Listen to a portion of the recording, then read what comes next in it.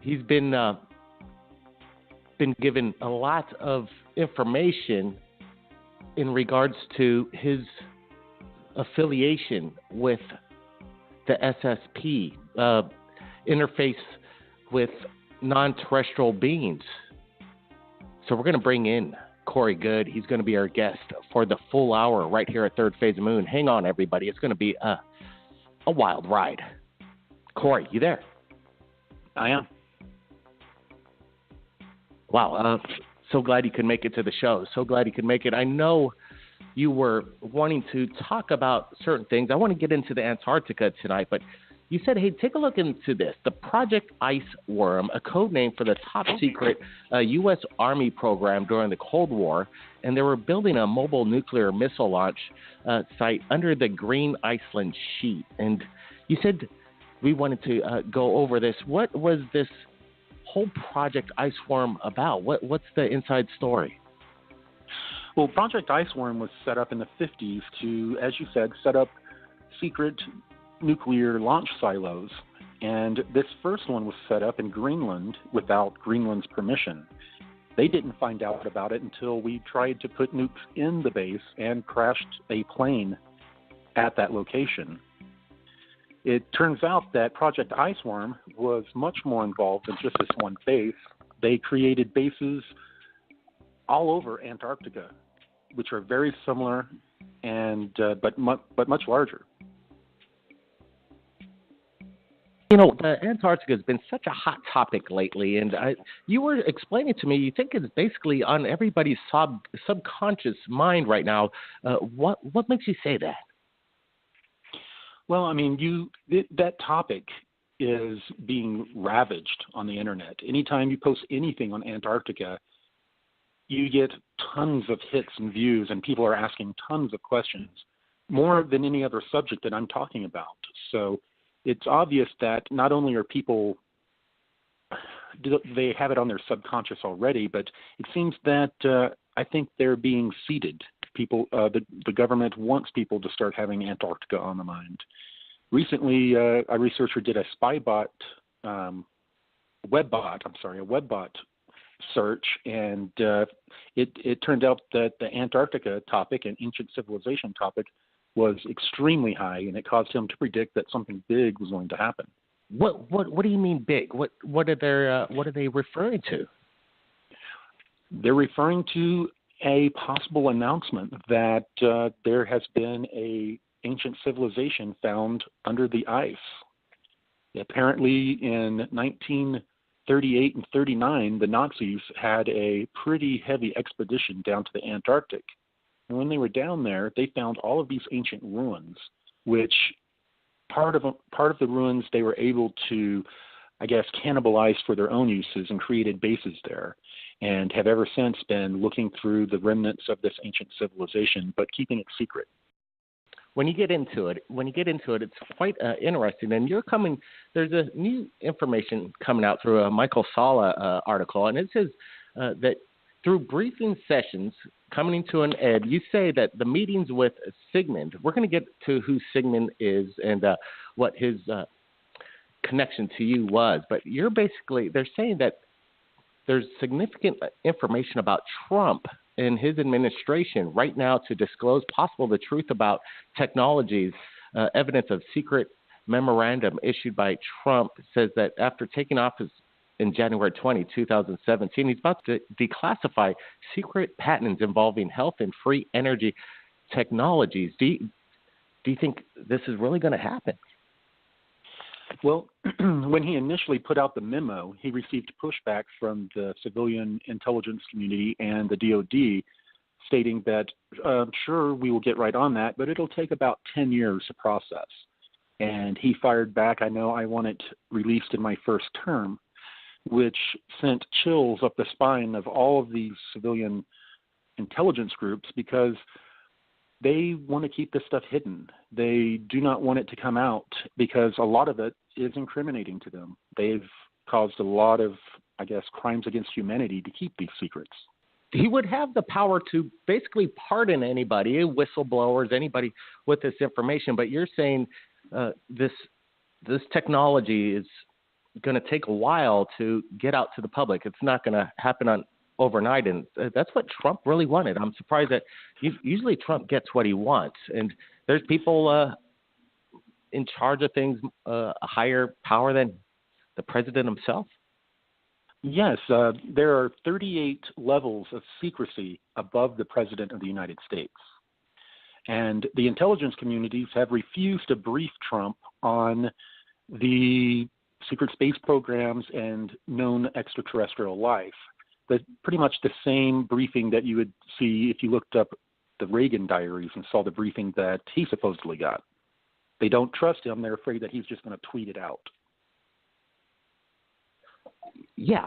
What are they going to do? I wonder if he just, how he does do his daily tweets, and he sometimes goes on his own tangent, it seems.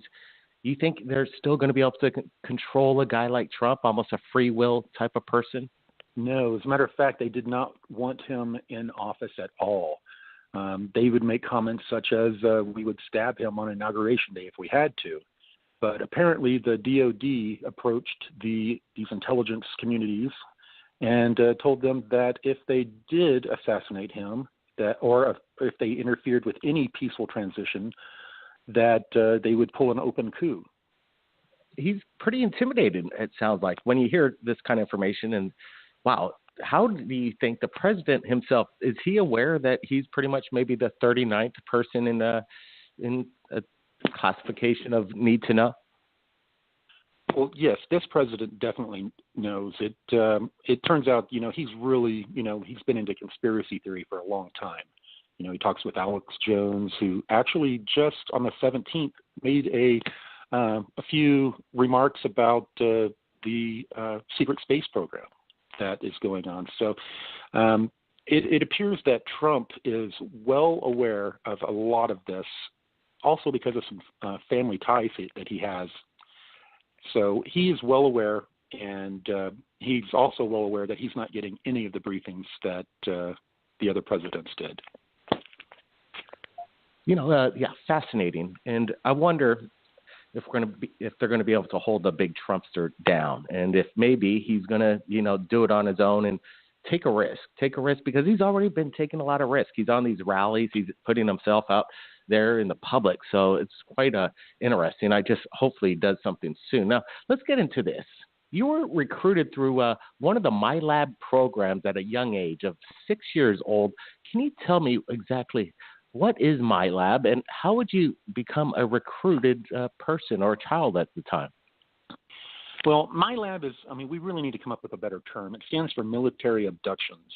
And really, MyLabs are, if a person is abducted by a non-terrestrial and returned, the government will come and abduct them again to be debriefed on what the aliens picked them up for, and then they will be given a screen memory and put back in their daily lives. So that's usually what MyLab means. It's been used a lot for these programs such as MK Ultra and a lot of the other Ultra programs. They lump it in under MyLab, but what occurred was I was identified as an intuitive empath through standardized testing in public school. When I was identified as an intuitive empath, they then brought me into a so-called special school program that pulled me out of my regular school activities. And, once to 3 times a week, I would be taken on field trips. And these field trips ended up at Carswell Air Force Base or other places similar that Air Force personnel, intelligence personnel were at, and they would put us through all types of training and virtual reality scenarios to build personality profiles on us so they would know whether they wanted to draft us up into the secret space program or just have us work for these, I guess, loosely connected syndicates that we call the cabal or the Illuminati. Yeah, to say the least. So it wasn't all fun and games. It wasn't we're going on field trips and going and sightseeing. You're being tested like pretty much a lab rat. Let me ask you this. Let me ask you what a intuitive. How would you know if you were an intuitive? What kind of test did you? What was the standard? What stood out? Intuitive just means you have a very strong intuition about what's about to happen, or, what's going on. You have a good intuition, and you learn to trust that intuition because it's accurate. An empath is a person who actually feels other people's feelings and emotions. So an intuitive empath is a hot commodity for these groups because they can be trained to interface with non-terrestrials. And otherwise, it's usually a one-way communication. If you're not an intuitive empath and haven't had the training, usually you can have a non-terrestrial communicate with you telepathically, but it's usually a one-way conversation. You were part of a highly classified Air Force space program, which closely cooperates with U.S. Military entities such as the National Reconnaissance Office and the National Security Agency. So were you actually a pilot? How did this work? What is actually the secret space program? Go ahead.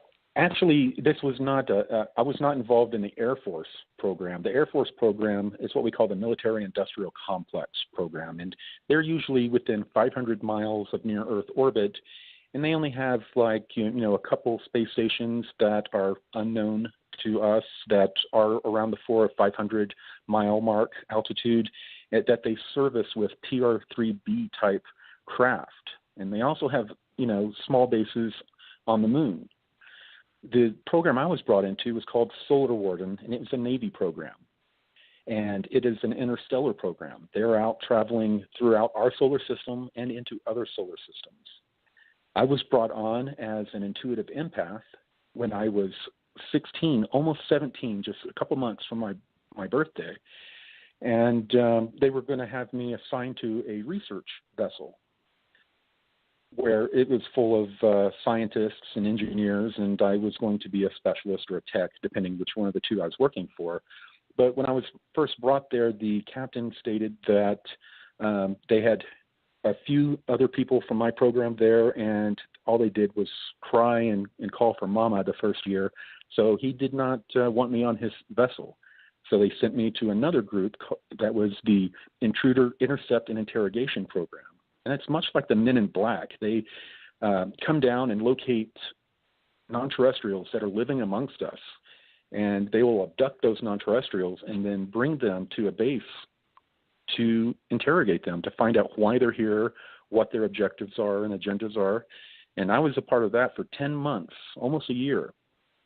And after that, then I was reassigned back to the research vessel, where I spent the remainder of the 19 years. Who is this person, Sigmund? He seems like he's in charge. Is he in one of the? What's his classification on a rank from 1 to 38? And what kind of chemicals did they subject on you? Well, this particular individual is a high-ranking Air Force personnel. Whenever I've met them on their uniform, he does not wear rank insignia or any of the fleer that would, show any designations of what unit he is associated to. But how I first was introduced to this gentleman, using that word loosely, I was picked up just outside my house by one of these strange vessels that are somewhat triangular, but two airmen were standing below it. And they brought me onto the vessel, and they began to interrogate me, asking me questions about this Navy space program that supposedly existed. And Sigmund was the officer in charge, and they came out and they injected me with chemicals. They chemically interrogated me to a point to where they were holding this tablet below my head. My head was hanging down, and they were going through all these academy-looking photos of military personnel, and there's a camera on this little pad, and whenever I would look at one and recognize a person, it would highlight them. And I inadvertently gave up 3 naval personnel that were a part of Project Solar Warden. He also took, he couldn't believe what I was saying. He was trying to figure out how I was so accurate about so many things, but I was talking about this Navy program that he was told didn't exist. And he was very upset once he figured out that I was telling the truth. He said that he thought his group was the tip of the spear, but he found out that they were the effing Coast Guard. When you were a school student, or how was your childhood after being experimented on? You're seeing these things. How were you relating with other children, and were you told not to speak about it? Were you compelled to keep your mouth shut? Did you want to tell anybody? How did you just kind of went public with this stuff not too long ago? It came out. Yeah. It came out in a. I was a kid and I had this unexplained PTSD. After each of the training sessions or field trips, they would do what they call blank slating, which was basically a mind wipe, and then they would give you a screen memory. What is interesting is that 3 to 5% of people that they give screen memories to or do the blank slating on, it doesn't work. Within days or weeks, the memories come flooding back, and that's usually with intuitive empaths. And what they've come to realize is that, I'll use IT terms because I used to be a technician. We have this physical hard drive that's our brain, and we have memories there. But you hear people talk about past life memories. How could you have a past life memory on this physical hard drive that's only existed since you've been alive? Well, it turns out that your higher self acts like a virtual hard drive, and everything that occurs, memories are stored there as well. And some people that are intuitive empaths get an automatic, backup or download of the information when it's been messed with. Yeah, they tried blank slating me on what we call the 20 and back. You serve 20 years and then they bring you back. And the strangest part is they age regress you to where you were when they drafted you, and then they regress you in time back to the point you were taken. That's pretty bizarre. So almost a child in an adult's body, would you say, or is that how it works? No. Well, about when I was in 1986, when I was 16 years old, on my Christmas break, is when they came and picked me up, and I was drafted into the 20 and back program. I was told that I would serve 20 years in this program. I would come back. I would have the best job around. I wouldn't want for anything, which that's a promise they didn't keep. And they stated that my life would not be that heavily affected because they were going to age regress me and time regress me back to the time that I was taken, and that I would pick up where I left off and my family would never notice me missing. Wow. So there's technology for reversing life itself that exists right now that was used upon you. Absolutely. And there's William Tompkins is a recent whistleblower that has heavy documentation and works for the Navy and a lot of aerospace companies. And TRW is one of them. And they have had telomere types of therapy and also age regression therapy for some time. But they have, suppressed it, even from a lot of these elites, such as the Rockefeller that just passed away today. Yeah, didn't he just have a recent heart transplant, like one of the oldest men to receive a heart transplant? And yeah, I was just made aware that Rockefeller passed. Yeah, I forgot about that. That's right. And we really got to watch out for, because what do you think about Dick Cheney? Dick Cheney, he's had a few heart issues himself. At one point, he called himself Darth Vader. He didn't have a pulse, and that was quite interesting. Yeah. People referred to him as Darth Vader. I sort of say he probably didn't have a heart transplant. He just had a heart implant, because I doubt he had one before. From what I've heard in the programs, yeah, he's a pretty scary individual. Yeah, maybe the head of MK Ultra, from what we've heard over the years. Now, let's take a big trip. Let's take a big trip to the Antarctica.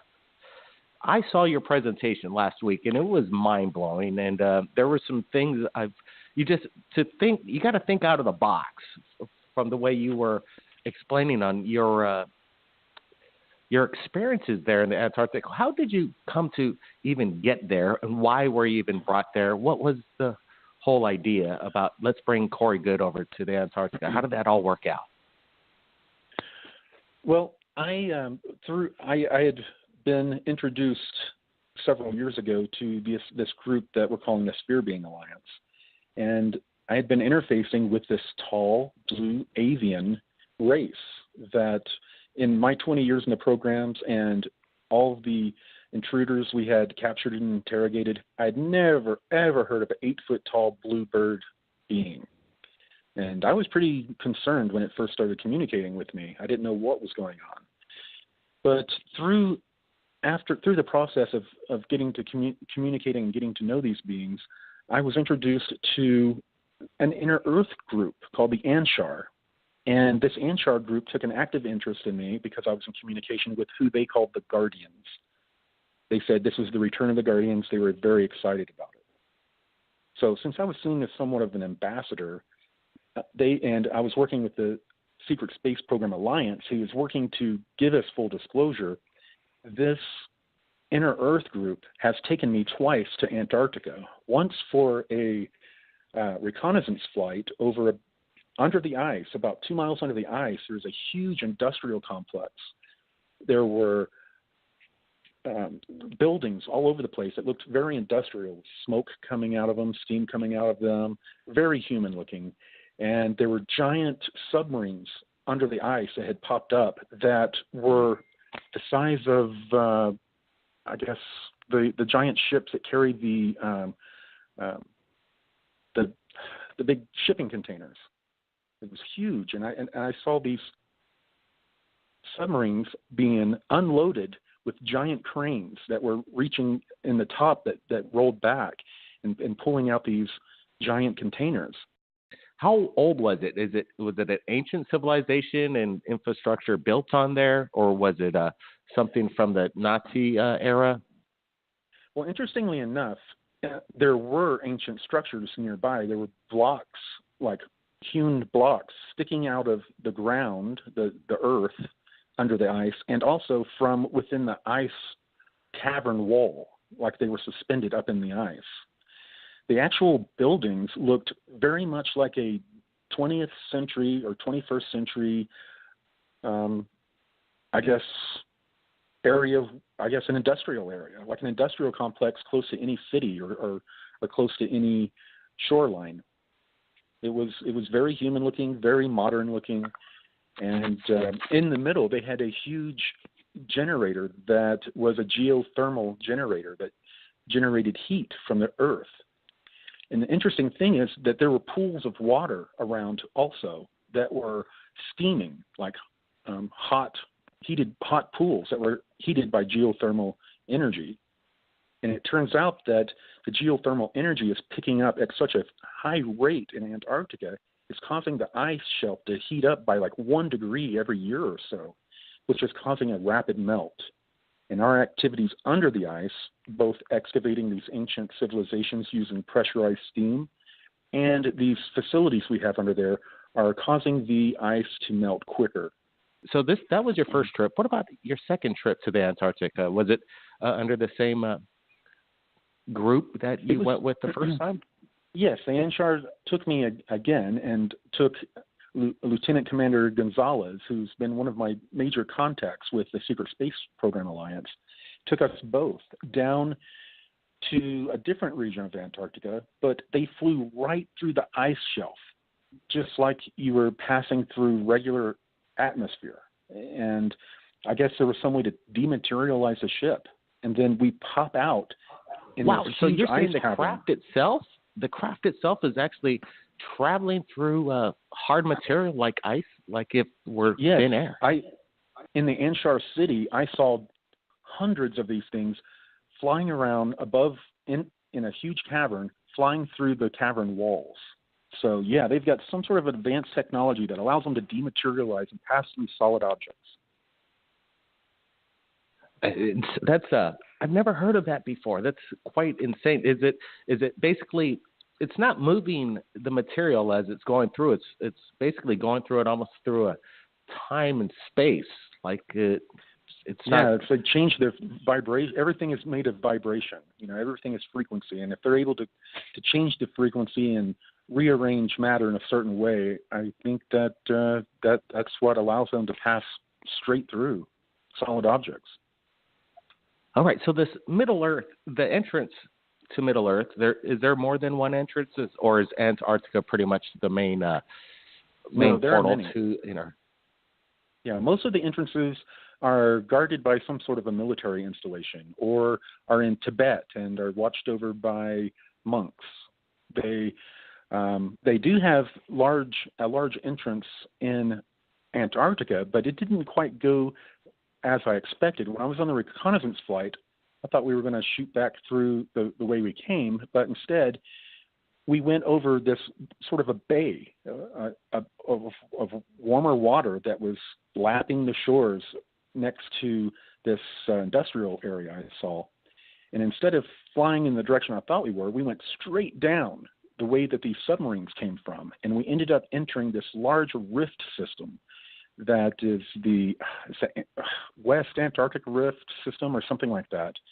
And we went very deep underground and traveled through this rift system that had been tunneled out by some ancient alien race that allowed you to travel from Antarctica all the way up to Central America and the southern and southwestern parts of the United States, all completely underwater. This underground, basically, city, you said that was the size of Texas. Like, it had its own ecosystem. It had its own light, warmth. Tell us about what it's like to be in a place that big. It just sounds so overwhelming. It was overwhelming. You know, when you walk up to a building and you feel like you're going to fall over backwards looking towards the top, or a giant tree, you know, one of the redwood trees. Imagine that, but you walk walk through an entrance into a huge cavern area to where the ceiling is so high you can't even see it because there's a fine mist that it's created like clouds, like a enclosed environment that it even rains in there at times. So let me ask you this. There are people that live an everyday life right here on our, above the planet, regular life. Is there enough room in inner Earth that we could, as a human race, like go visit other worlds that are we don't have to go to other planets. It's right up there. We could enter this. Would they allow maybe a tourism? Would it be possible, like a tourist destination one of these days? So, some of the areas, yes, definitely. But this Anshar group, they're very leery of human beings. When they've contacted us in the past, they always tell us we're from, the Pleiades or something like that. And they do that for operational security because we are such a violent race. They're afraid that if we knew where they were underground, we would attack them, which indeed has happened from some of our Black Projects groups. So they're not going to invite too many people into their city, but there are plenty of other areas underground that we could take refuge in. And after we have full disclosure, I think we're going to have a lot of spelunkers that are also archaeologists that are going to be, traveling to the inner Earth. And there's so much to find down there, let alone out in space. Well, yeah, count me in. I want to be there. I want to be there, and I want to get on that ship that you were on. That sounds incredible. Let's talk about some of the creatures that live in inner Earth. You were telling the people over there in the symposium in Kona last week that they were talking about a race of raptors, yeah. And there was a war with soldiers, like military soldiers. Were they American soldiers? What was that all about? Well, the raptors were remnants of the dinosaurs, and they went underground to survive. And they're sort of a proto-dinosaur bird. They have plumes of feathers on them. They have real jerky movements. They're super fast, and they're carnivorous. So the incident that I was talking about that involved the Marines was not long ago, after the current president took over, some of the bases that were built by FEMA but not controlled by FEMA were supposed to be turned over to the new leaders of these different groups under the new president. But some of them refused and locked the doors. and Marines were sent in to basically drill holes through these walls, cut through the rebar and steel, and go in and arrest these people. And if the people refused to give up, these Marines were ordered to wipe out everyone in the base. And in one of these occasions, they had to go in, and they were under orders to wipe everyone out. And in the battle, these Marines were shocked to become face-to-face with 8-foot-tall reptilians who were fighting them. And these Marines had zero briefings that ETs even exist, let alone they would run into them and have to do battle with them. So all of a sudden, they're standing there in front of the devil or a demon with the M16 doing battle with them. And I hear that they did not do so well psychologically afterwards. Yeah, post-traumatic stress disorder. Let me ask you. People theorize that dinosaurs, since they've been around for millions and millions of years, far longer than the human race has existed on planet Earth, that they developed complex languages. Did these raptors, did they communicate? Were we able to communicate back and forth with them? Well, I don't know how they communicate. I assume from their physiology it isn't through a voice box. I assume that it's some sort of telepathic type of thing. But our military has been in contact with them to get access to certain areas, like these giant crystal caves that they took over a long time ago that used to belong to the Anshar. And these giant crystal caves are huge depositories of information. Would it be the president of the United States that would authorize this combat with this raptor race, or would it be some other general above rank of the president? It would be one of these individuals in the intelligence community that has the clearance that's 38 levels above the president, or somewhere above the president within that 38 levels. Wow, incredible. So there were other races down there. You were saying they looked like humans in their own way, different nationalities. You have an Asian-looking race. You have an African-looking race, and there are Caucasians. Do they get along down there? Is there a conflict between the races in Earth? Well, a lot of these human-type races that you've described, they don't normally meet with each other, but they kind of stay separated unless there's a huge emergency.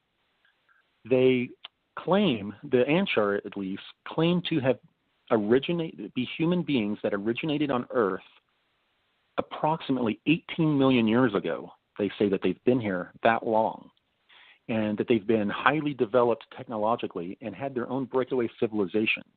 And that breakaway civilization went underground, and they found that it was a lot safer down there. They were shielded from the sun, which causes a rapid aging and a lot of other things. And they were also isolated away from the ebb and flow of disasters that occur on this planet on a regular cycle. Wow, that's amazing. So what would you prefer to live in? Up here on the surface of the Earth or inner Earth? What would you prefer if you really had a choice? If they offered my family and I a condo down in that Anshar city, I would disappear in a heartbeat. Wow. Yeah, it sounds fascinating. It was magnificent. So is there a danger that we might just do something stupid because we don't trust what's going on in there? And would there be a possibility of like maybe a nuclear event, or they're pretty much, do they have security? Can they defend themselves in case of an invasion by some tyrant? Yes, they can, and they've been doing battle like with the Raptors for quite some time, and a couple of other groups. But interestingly enough, since on the surface we've developed these scalar weapons, we can penetrate deep, like 40 miles into the ground, and that has become a major, threat to them because it has been used on some of their facilities. Some of these groups, they're looking to take out all the negative ET underground facilities, which there are many. but in doing so, they don't differentiate. They find an underground base, it isn't ours, so they attack it remotely with this technology. Wow, and what about this? Have you left planet Earth? Have you been in space? Yes, I was assigned to the research vessel they called the Sommerfeld. That I was assigned to that for 19 years. Even though I was sent on other expeditions and missions, my assignment was to this research vessel. And the research vessel, we spent a lot of time around Jupiter. We spent time around. They even did studies of the sun, where they were shooting probes into the dark spots, the little eddies on the sun, and to penetrate the sun to get more information about it. And they were able to prove that it's an electroplasmic sun. It's not a giant hydrogen generator or whatever. And the fact that our universe, the physics model that is used in these black programs, is an electric plasmic universe model. The fact that that's been suppressed from surface humanity, that's what's not allowed surface humanity to develop a lot of these, very interesting technologies such as free energy or anti-gravity. Once we are taught the true physics and we understand that everything is electric plasmic, then we will adopt a new mathematics model and we'll be able to build these things very easily. What was the ship like? What did the ship, did it launch from a regular launching facility like Cape Canaveral, or was it a secret mission? Well, and it was how originally big was built, the ship? Yeah, it was originally built in the early 80s in a secret location under the mountains in Utah. And then they were flown into space, and then our personnel are brought there in smaller craft. Now, this particular craft was, and they're very much like a nuclear submarine, a nuclear submarine in space. As a matter of fact, a lot of the people that serve on them are what they call squids, are either current Navy submarine personnel or used to be Navy submarine personnel. So it's basically no different than being in a submarine, a very large submarine that's modular, just like the new nuclear submarines. And it had a crew that went from anywhere from like 260 or 70 to over 300 people, which they have naval vessels that are much larger than that. And it was cigar shaped. And some of the larger cigar shaped vessels are up to 1 kilometer long, if you can imagine that. Wow. It sounds like an adventure that if your life was done now, you would have already completed more than most people could ever dream. So that's, you could walk away and think to yourself, that's a testament. Yeah, my brother's interrupting me, but yeah, what a testament. What about when you went onto did you get to the dark side of the moon? What's going on over there? Did you get to? Yeah, that's where the Lunar Operation Command is on the dark side of the moon at about the 10 o'clock position, just on the other side. Sometimes videos have popped out of a flurry of craft flying away out of that area. And it was originally set up, believe it or not, in the 1940s by the Nazis, who had developed their own secret space program and had flying saucers that they were flying outside of our atmosphere that early in our history. And they developed they set up a base there that at one time it was shaped like a swastika, the way they did the buildings. Wow. Do you think it was was it done purposeful, according to Hitler's design? Yes, the swastika shape of the building was on purpose.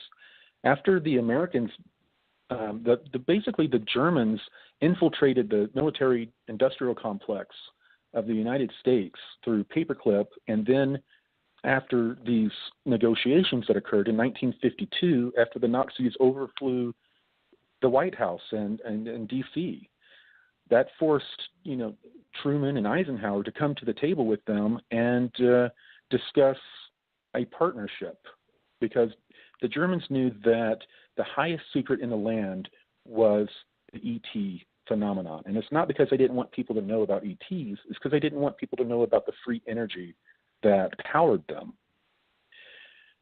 So once they had infiltrated the military-industrial complex, basically took over and won the war, post-war, basically, then this new military-industrial complex space program began to utilize the Lunar Operation Command, this base on the moon, and they built it out. And as they built it out, they purposely removed the shape of a swastika from the way the buildings were organized.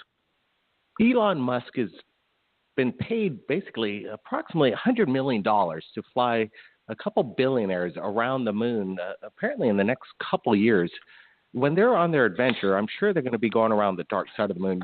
How are they going to? Yes. How are they going to suppress it? Do you think they're going to reveal what's on the dark side of the moon? These billionaires, I'm sure they want to find out for themselves.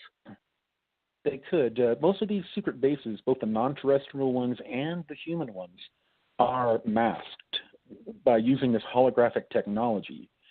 What is not masked, however, are some of the ancient ruins up there and crashed vehicles. Apparently there was an ancient war that occurred in our solar system, and the moon ended up being kind of like a Switzerland area. I mean, no battles are allowed to occur on it, and they left it. I mean, you have non-terrestrial groups that can't stand each other, have been at war for millennia, that are just a few kilometers away from each other on the moon, but they never fight.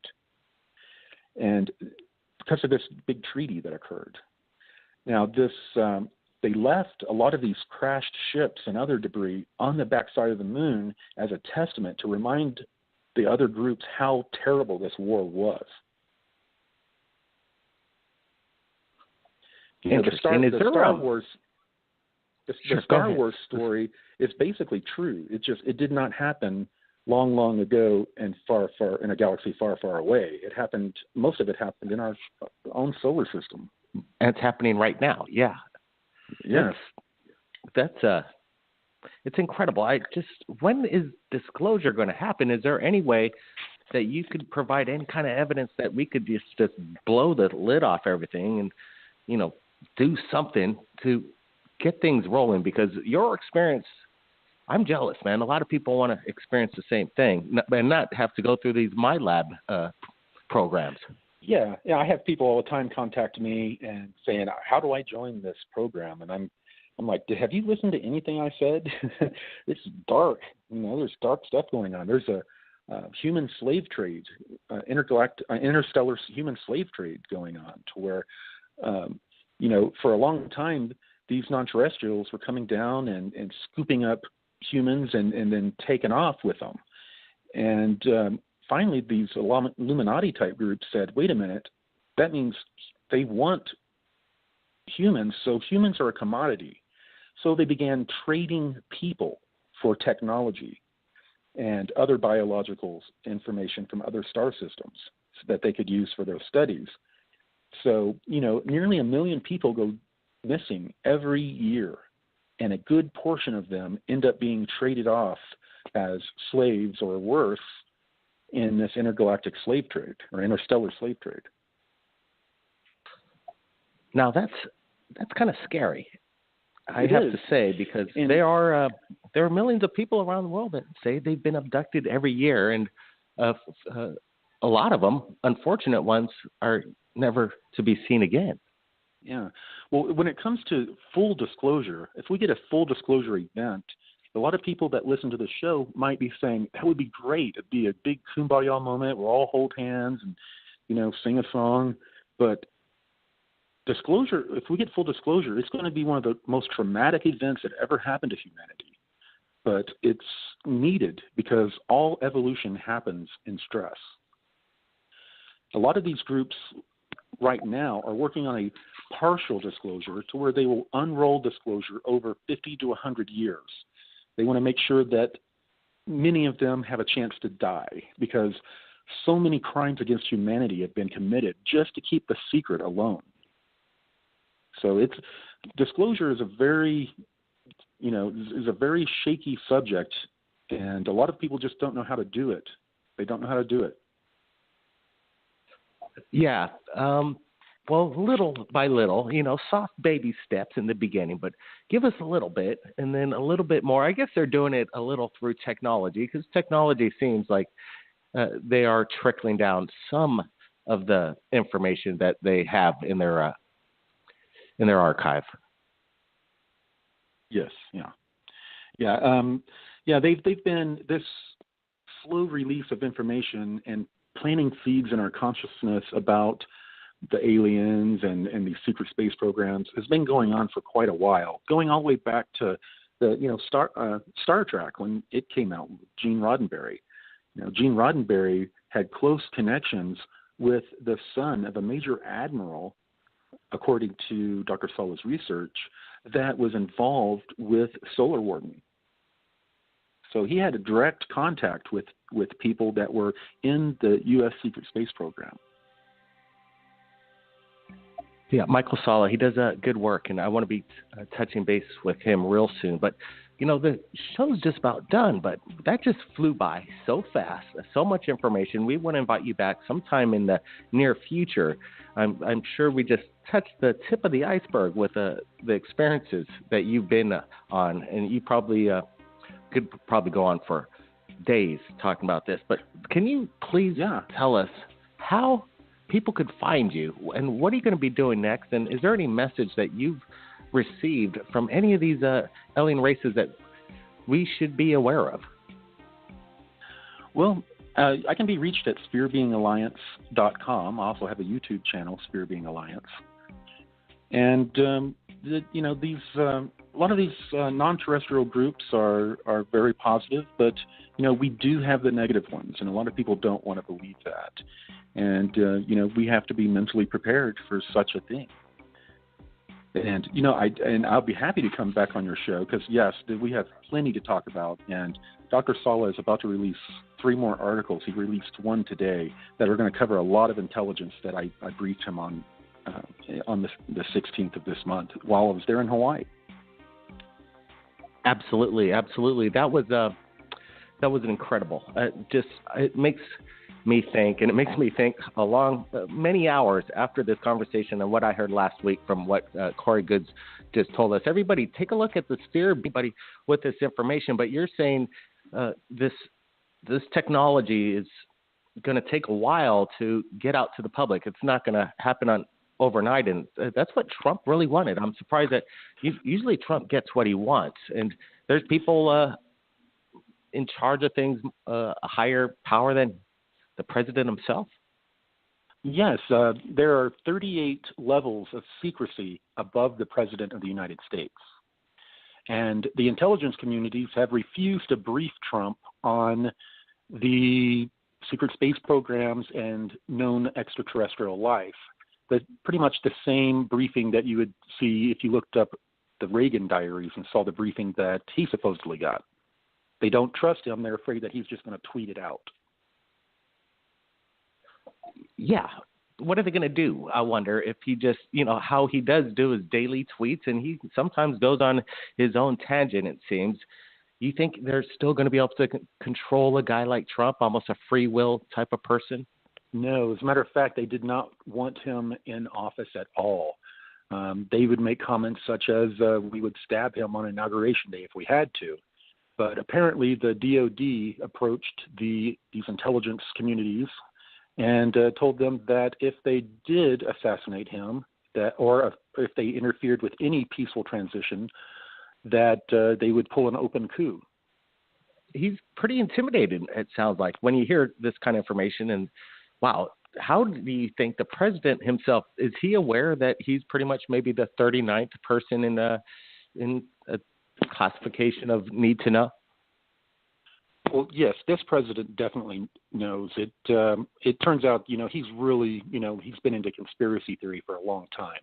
He talks with Alex Jones, who actually just on the 17th made a few remarks about the secret space program that is going on. So it appears that Trump is well aware of a lot of this, also because of some family ties that he has. So he is well aware, and he's also well aware that he's not getting any of the briefings that the other presidents did. Fascinating. And I wonder if they're going to be able to hold the big Trumpster down, and if maybe he's going to, do it on his own and take a risk because he's already been taking a lot of risk. He's on these rallies. He's putting himself out there in the public. So it's quite interesting. Hopefully he does something soon. Now, let's get into this. You were recruited through one of the MyLab programs at a young age of 6 years old. Can you tell me exactly what is MyLab and how would you become a recruited person or a child at the time? Well, MyLab we really need to come up with a better term. It stands for military abductions. And really, MyLabs are, if a person is abducted by a non-terrestrial and returned, but much larger. The Antarctica has been such a hot topic lately, and you were explaining to me, you think it's basically on everybody's subconscious mind right now. What makes you say that? Well, that topic is being ravaged on the internet. Anytime you post anything on Antarctica, you get tons of hits and views, and people are asking tons of questions, more than any other subject that I'm talking about. So it's obvious that not only are people, they have it on their subconscious already, but it seems that I think they're being seeded. People, the government wants people to start having Antarctica on the mind. Recently, a researcher did a webbot search, and it turned out that the Antarctica topic and ancient civilization topic was extremely high, and it caused him to predict that something big was going to happen. What do you mean big? What are they referring to? They're referring to a possible announcement that there has been a ancient civilization found under the ice. Apparently, in 1938 and 39, the Nazis had a pretty heavy expedition down to the Antarctic. And when they were down there, they found all of these ancient ruins, which part of the ruins they were able to, cannibalize for their own uses and created bases there, and have ever since been looking through the remnants of this ancient civilization, but keeping it secret. When you get into it, it's quite interesting. And there's a new information coming out through a Michael Salla article, and it says that through briefing sessions coming to an end, you say that the meetings with Sigmund, we're going to get to who Sigmund is and what his connection to you was, but they're saying that there's significant information about Trump and his administration right now to disclose the truth about technologies. Evidence of secret memorandum issued by Trump says that after taking office in January 20, 2017, he's about to declassify secret patents involving health and free energy technologies. Do you think this is really going to happen? Well, when he initially put out the memo, he received pushback from the civilian intelligence community and the DOD stating that, sure, we will get right on that, but it'll take about 10 years to process. And he fired back, I know I want it released in my first term, which sent chills up the spine of all of these civilian intelligence groups because they want to keep this stuff hidden. They do not want it to come out because a lot of it is incriminating to them. They've caused a lot of, crimes against humanity to keep these secrets. He would have the power to basically pardon anybody, whistleblowers. He's been